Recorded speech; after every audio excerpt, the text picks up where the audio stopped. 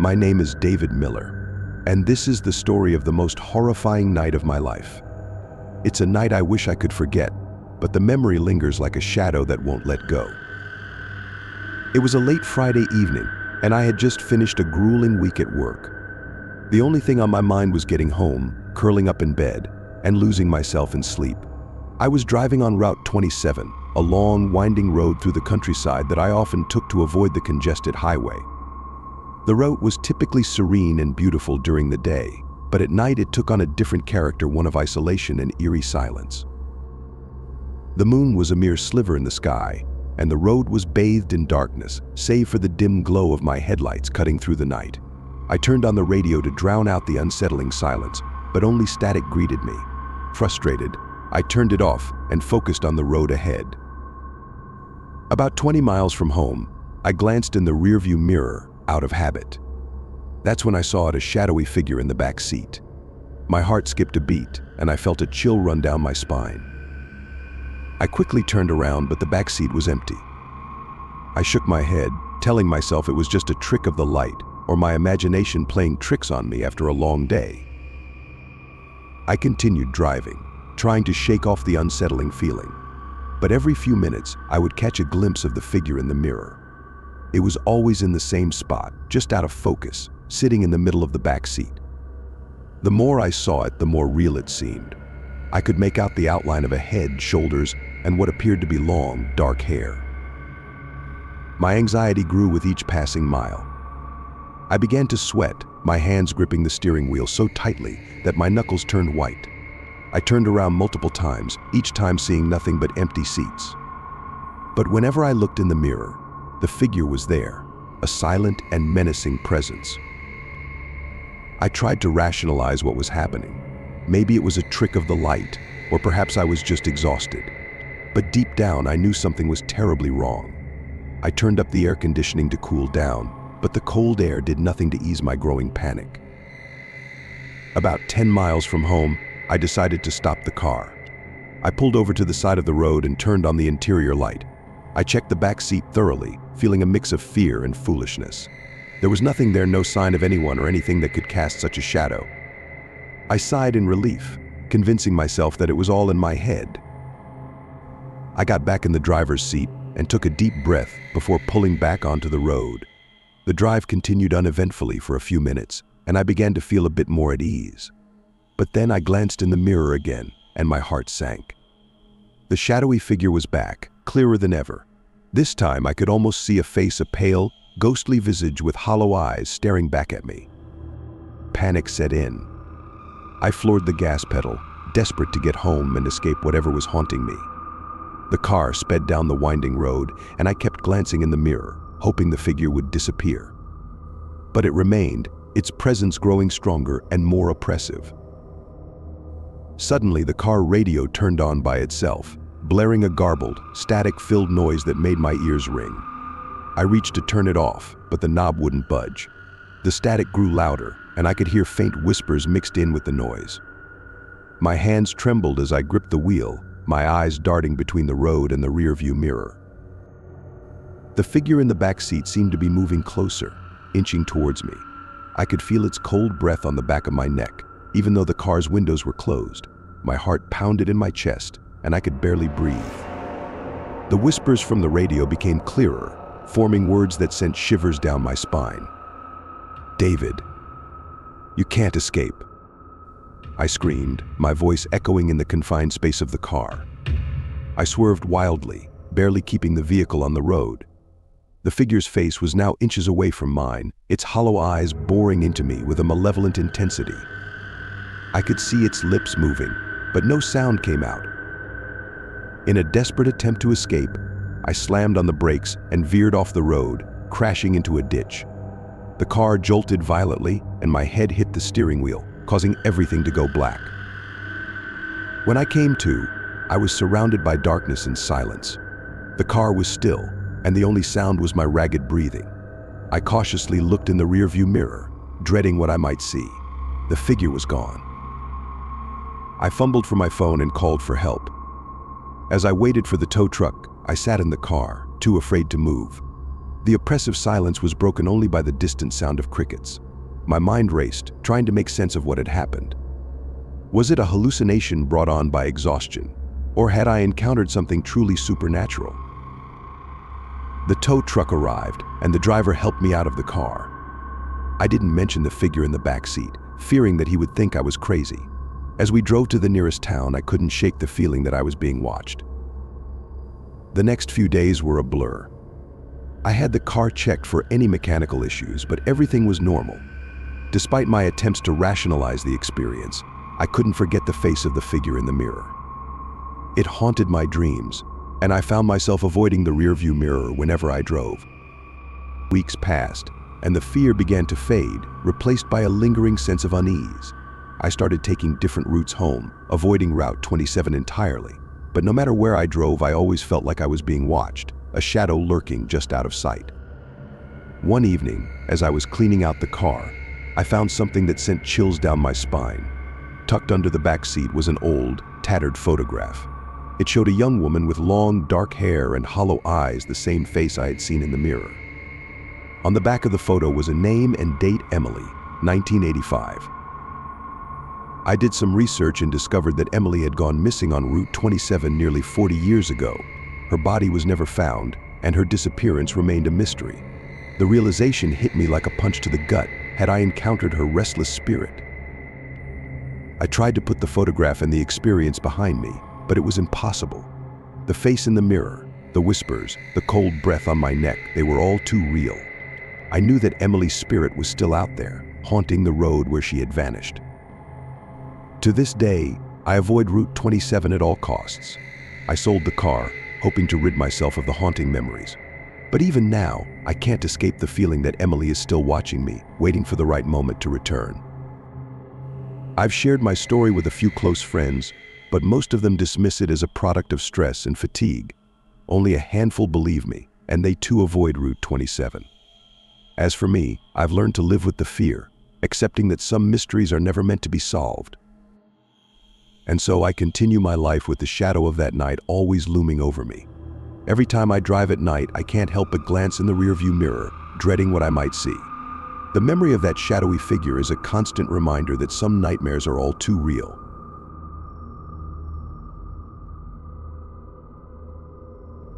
My name is Alex Thompson, and I never imagined that a late-night drive with my girlfriend Rachel would turn into a nightmare.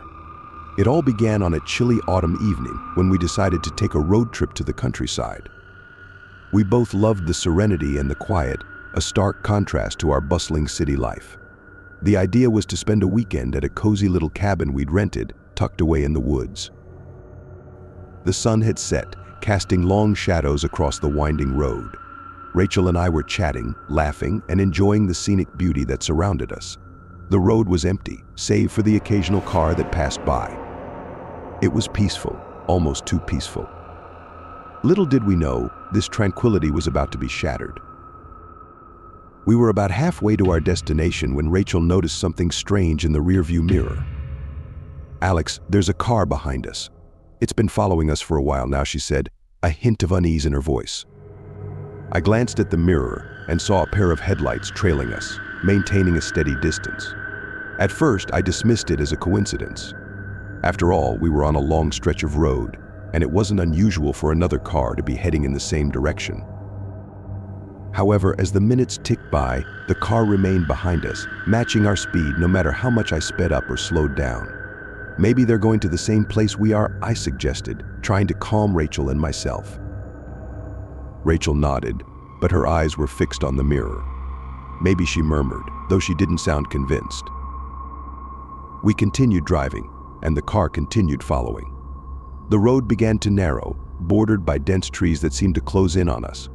The headlights behind us grew brighter. Something about this felt wrong. Suddenly, the car behind us accelerated and veered into the opposite lane, pulling up alongside us.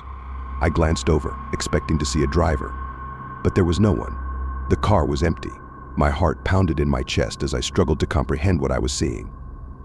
"Rachel, there's no one driving that car," I exclaimed. Rachel's eyes widened in horror. "What the hell is going on, Alex?" she whispered, her voice trembling. The driverless car swerved back behind us, then lurched forward, bumping our rear bumper. I tightened my grip on the steering wheel, trying to keep the car steady. "Hold on, Rachel," I shouted as I pressed down on the gas pedal, hoping to outrun whatever this was.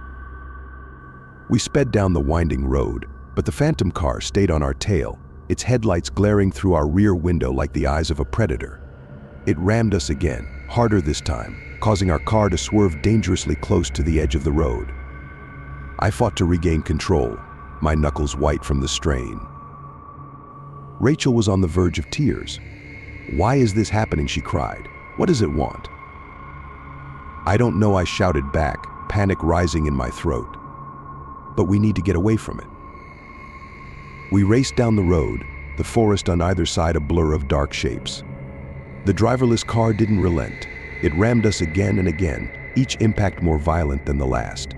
The back of our car was now badly dented, and I could hear the ominous creaking of metal. Desperation clawed at me. I had to think of something, anything, to shake this thing off. Ahead, I saw a narrow dirt road branching off from the main one. "Hold on," I yelled to Rachel as I sharply turned the wheel and sped down the dirt path. The rough terrain made the ride bumpy and unpredictable, but I hoped it would slow the phantom car down. For a moment, it seemed to work. The headlights behind us wavered, then disappeared entirely. I allowed myself a brief sigh of relief, thinking we had finally lost it. But the relief was short-lived. As we rounded a bend, the headlights reappeared, closer and more menacing than ever. The car was back, and it was relentless. It surged forward, slamming into us with a force that sent us skidding off the road. We crashed through the underbrush, the sound of breaking branches and crunching metal filling the air. We came to a jarring halt against a large tree. The impact dazed me, but I quickly checked on Rachel. "Are you okay?" I asked, my voice shaking. She nodded, though she looked as terrified as I felt. "I think so. What about you?" "I'm fine," I replied, though every muscle in my body ached. "But we need to get out of here. Now."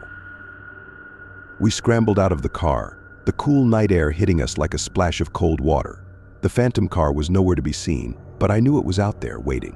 We stumbled through the woods, guided only by the faint light of the moon.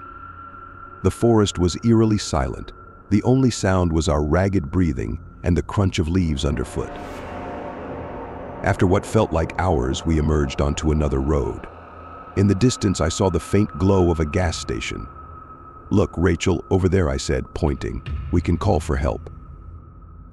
We hurried toward the gas station, our hearts pounding with both fear and exhaustion. The clerk inside looked surprised to see us, two disheveled strangers stumbling in from the darkness. "Can I help you?" he asked, his eyes wide with concern. "We need to call the police," I said urgently. "There's a car chasing us. It tried to run us off the road." The clerk handed me the phone, and I quickly dialed 911, explaining our situation as best I could. The dispatcher assured us that officers were on their way and advised us to stay put. We sat down in the gas station, the fluorescent lights harsh and unforgiving. Rachel clung to me, and I could feel her trembling. "Do you think it's over?" she asked in a small voice. "I don't know," I admitted, glancing out the window at the dark road. "But we're safe for now. That's what matters." The police arrived shortly after, their flashing lights a welcome sight. We told them everything, about the driverless car that had chased us and tried to run us off the road. They listened, though I could tell they were skeptical. They searched the area but found no trace of the phantom car. In the end, we were given a ride to a nearby hotel, where we tried to get some rest. But sleep didn't come easily. Every time I closed my eyes, I saw those headlights bearing down on us and felt the jolt of each impact. The next day, the police contacted us. They had found our car, but there was no sign of the phantom vehicle. It was as if it had vanished into thin air. Rachel and I returned home, our weekend getaway ruined. We tried to put the incident behind us, but the memory lingered. To this day, I can't explain what happened that night. All I know is that something out there, something malevolent, wanted us off that road, and it nearly succeeded. So if you ever find yourself driving down a lonely country road at night and you see a car behind you with no driver, do yourself a favor, get away as fast as you can. Because some roads are haunted, and some cars are driven by more than just ghosts.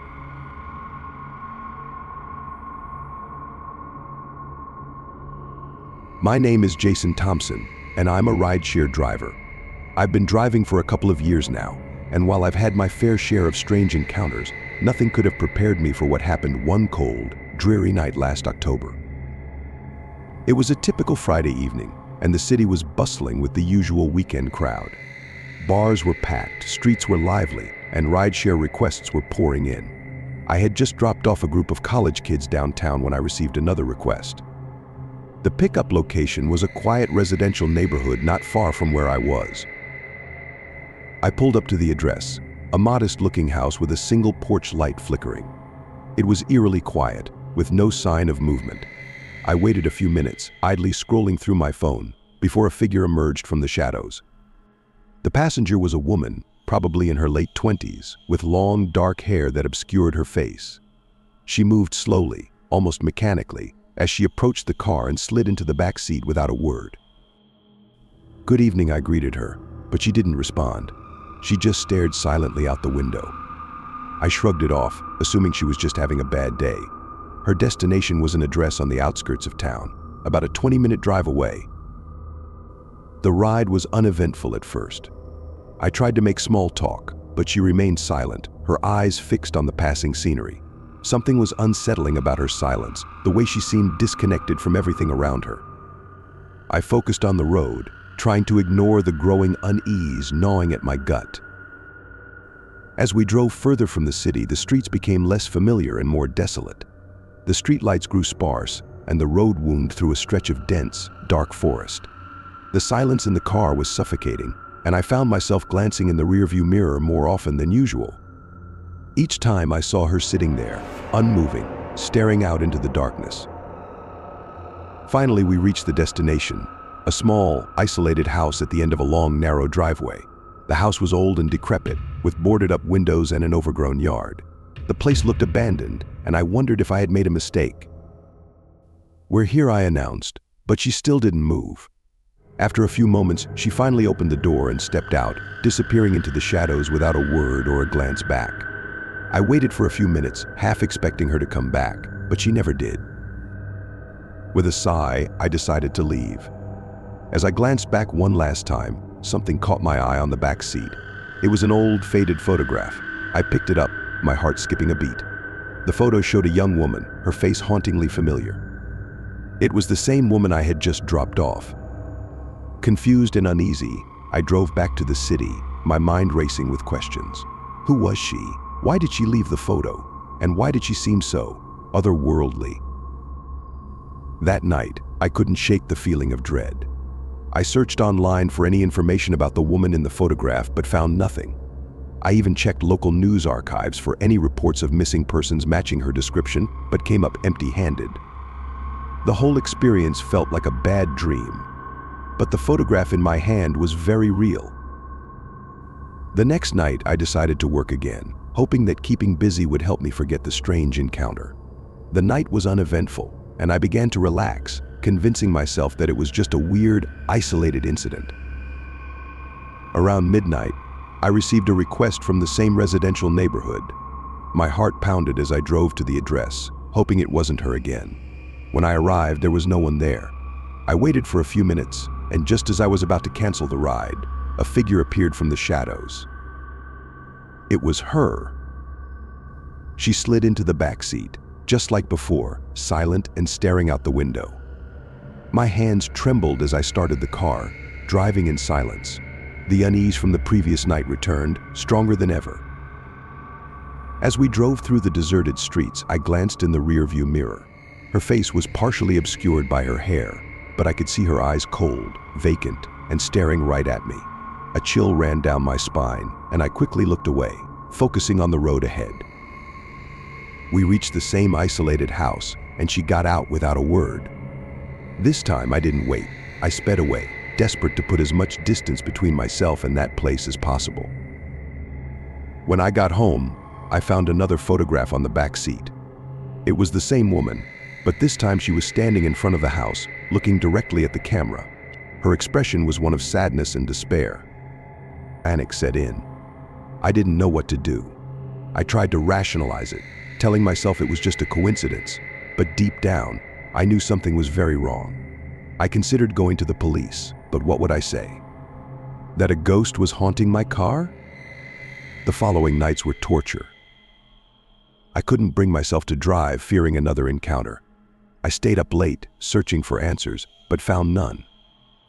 The photographs haunted me, and I began to notice strange things happening around my apartment: cold spots, unexplained noises, and the feeling of being watched. One night, I decided to confront my fear. I drove back to the isolated house, hoping to find some answers.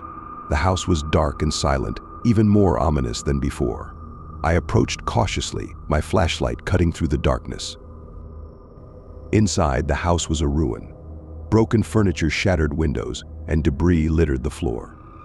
As I explored, I found a small, dusty room at the back. On the wall were dozens of photographs, all of the same woman. Some were old and faded, others newer, but all showed her in different places, smiling, laughing, but always with a hint of sadness in her eyes. In the center of the room was a newspaper clipping from 1985. It was a report about a young woman named Emily who had gone missing under mysterious circumstances. The photograph in the article was the same woman I had been seeing. I left the house in a daze, the pieces of the puzzle falling into place. Emily had gone missing, and her spirit was somehow connected to the rideshare. But why? And what did she want from me? That night, I had a dream. Emily appeared, her eyes filled with sorrow. She couldn't speak, but I understood. She wanted closure, to be remembered, and to be found. Her spirit was trapped, seeking help from anyone who could see her. The next day, I went to the police with the photographs and the newspaper clipping. They were skeptical at first, but as I told my story, they began to take me seriously. They reopened Emily's case, and with my help, they were able to locate her remains near the house. Emily was finally laid to rest, and the haunting stopped.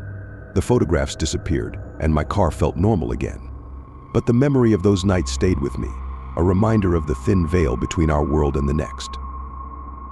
I still drive for rideshare, but every time I pick up a passenger, I can't help but glance in the rearview mirror, half expecting to see Emily's face staring back at me. If you want to see more horror stories, please like the video, share your thoughts, and subscribe to our channel. Stay with us, thank you, and see you in the next videos.